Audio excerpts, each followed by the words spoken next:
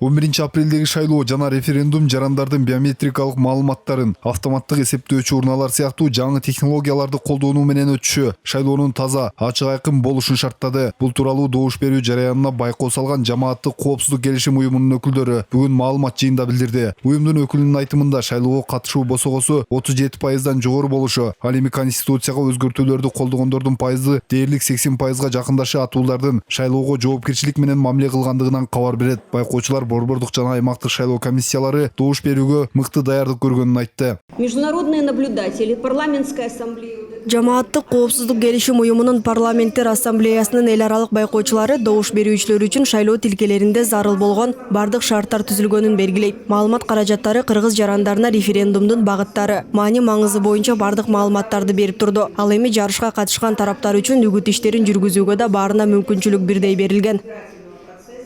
КМШ парламенттер аралык ассамблеясынын байкоочулар миссиясынын өкүлү Фарид Мухаммедшиндин айтымында Кыргызстандагы референдум бардык эл аралык стандарттарды сактоо менен өттү. Добуш берүү жараяны чет өлкөлөргө жайгашкан Баку, Минск, Москва, Алматы, Пекин, Новосибирск, Берлин жана башка шаарларда жайгашкан 48 шайлоо участкаларында да байкалды. Ал белгилегендей байкоочулар миссиясынын курамында 8 мамлекеттин өкүлдөрү кирген. Шайлоо тынч өтүп, эркин добуш берүүгө шарт түзүлдү. В ходе мониторинга международный наблюдатель от МПА КМШ парламенттер аралык ассамблеясынын байкоочулары мониторингтөөдөн кийин төмөнкү тыянакка келди. Кыргыз Республикасынын конституциясынын долбоорун даярдоо, референдум өткөрүү, бардык мыйзамдарды сактоо менен эл аралык стандарттарга шайкеш демократиялык мүнөздө өттү. Кыргыз мыйзамдары референдум жалпы шайлоочулар үчүн бирдей шайлоо укугун камсыз кылууну, жашыруун добуш берүүнүн негизинде уюштуруу жана өткөрүү, ачык айкындуулукту камсыздоону талап кылат. Иш-чара санитардык эпидемиялык ченемдерди эске алуу менен жүргүзүлүп, эркин добуш берүүгө шарт түздү. Шанхай кызматташтык уюмунун миссиясынын байкоочулары да конституция боюнча референдумга даярдык жана аны өткөрүүгө байкоо жүргүздү. Байкоочулар шайлоо тилкелерине саат 8:00-дө келген. ШКнун баш катчысынын орун басары Пекинден видео байланыш аркылуу бүт маалыматтарды бөлүштү. Миссия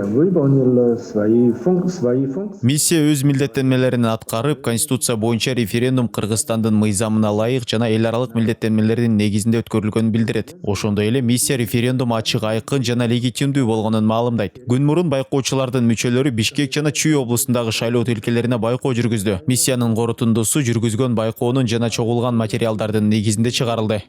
Шанхай кызматташтык уюмунун байкоочулар миссиясы Бишкекте жана Чүй облусунун аймагында 70 шайлоо участогунда байкоо салган. Алар шайлоо тилкелеринде коронавирус жуктуруп алууну алдын алуу боюнча бардык чаралар көрүлгөнүн, санитардык эрежелер жана социалдык аралык сакталганына да маани берген. Эң негизгиси, жыйынтыктап караганда биз олуттуу мыйзам бузууларды байкаган жокпуз. Мыкты даярдык көрүлүптүр. Бардык санитардык талаптар сакталган. Биз референдум мыйзам талаптарды сактоо менен ачык айкын өттү деген тыянакка келдик.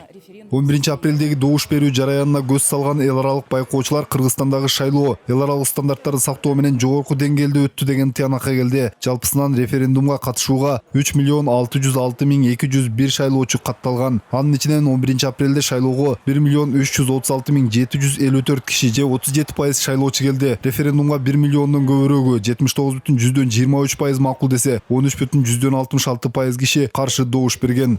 Мунарбек Чоргомов, Урмат Мамбеталиев, 5 канал.